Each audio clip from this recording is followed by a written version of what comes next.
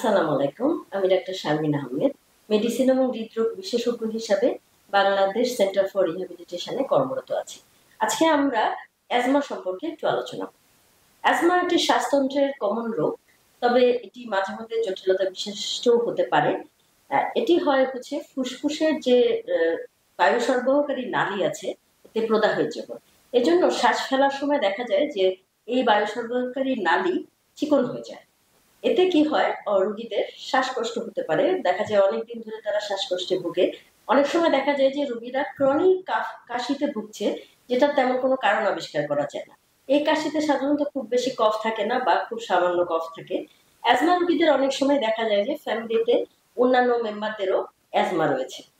Asthma রোগে অনেক সময় বুকের ভিতরে সাই সাই বা চিচি শব্দ হতে পারে। এই রোগ হচ্ছে ডায়াবেটিস বা ব্লাড প্রেশারের মতো একটি ক্রনিক রোগ, যেটি সাধারণত নিরাময় হয় না, তবে এটি সঠিক চিকিৎসা এবং জীবনযাত্রার পরিবর্তনে এটি নিয়ন্ত্রণযোগ্য। অনেক রোগীদেরই অনেক রকম প্রশ্ন থাকে অ্যাজমা নিয়ে, যেমন অ্যাজমা রোগের ইনহেলার এটি কি সারা জীবন ব্যবহার করতে হবে? আসলে এর উত্তর হচ্ছে যদি প্রয়োজন হয় তবেই চিকিৎসকরা ইনহেলার প্রেসক্রাইব করে থাকেন, এবং ইনহেলার অ্যাজমার সবচেয়ে পার্শ্ব প্রতিক্রিয়ার মুক্ত চিকিৎসা। ইনহেলার ব্যবহারে সরাসরি ফুসফুসে ওষুধ যায় বলে এতে দ্রুত নিরাময় হয়, এবং ইনহেলারে মুখে খাওয়া ওষুধের মতো বিভিন্ন পার্শ্ব প্রতিক্রিয়া হয় না। অনেক মুখে খাওয়া ওষুধে কিন্তু হাত পা কাঁপা থেকে শুরু করে বিভিন্ন ধরনের পার্শ্ব প্রতিক্রিয়া হয়ে থাকে। অনেক সময় অ্যাজমা খুব বেশি বেড়ে গেলে তখন চিকিৎসকরা নেবুলাইজার জাতীয় ওষুধ দিয়ে থাকেন। আবার অনেক সময় স্টেরয়েড জাতীয় মুখে খাওয়ার ওষুধও প্রেসক্রাইব করে থাকেন। স্টেরয়েড জাতীয় ওষুধের পার্শ্ব প্রতিক্রিয়া অনেক, সেজন্য এটি সব সময় চিকিৎসকের পরামর্শক্রমে ব্যবহার করতে হবে।